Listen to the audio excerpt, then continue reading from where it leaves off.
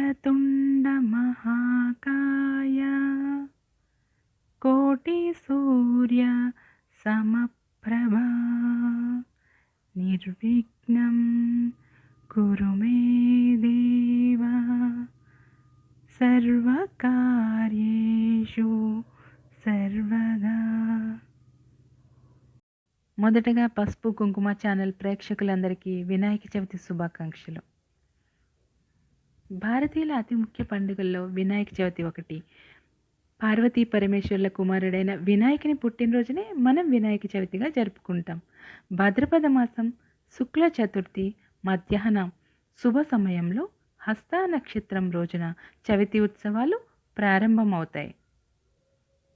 వినాయక చవితి పండుగని ఉత్సవంగా ఎవరు మార్చారో, ఎప్పుడు మార్చారో మీకు తెలుసా? 1892లో ప్రజా వ్యతిరేక అసెంబ్లీ చట్టం ద్వారా హిందూ సమావేశాలపై బ్రిటిష్ ప్రభుత్వం నిషేధాన్ని విధించింది.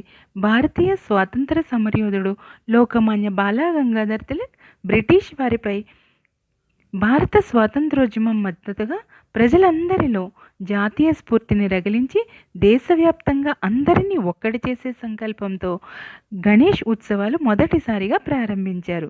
భారతీయుల పూజా మందిరాల్లో మాత్రమే జరిగే గణేష పూజకు సామూహికంగా ప్రజలంతా కలిసి చేసుకునేలా బాలగంగాధర్ తిలక్ చేసిన కృషి అనన్య సామాన్యం.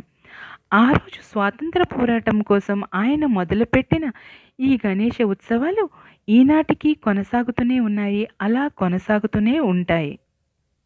మీరు ఇప్పుడు చూస్తున్నది జయప్రకాష్ నగర్లో ఉన్న శివపార్వతి సమేత అభయ వినాయకుడు. చాలా ప్రసన్న వదనంతో కొలువు తీరి ఉన్నారు. ప్రతిరోజు సాయంత్రం 8 గంటలకి ఇక్కడ పూజా కార్యక్రమాలు మొదలవుతాయి.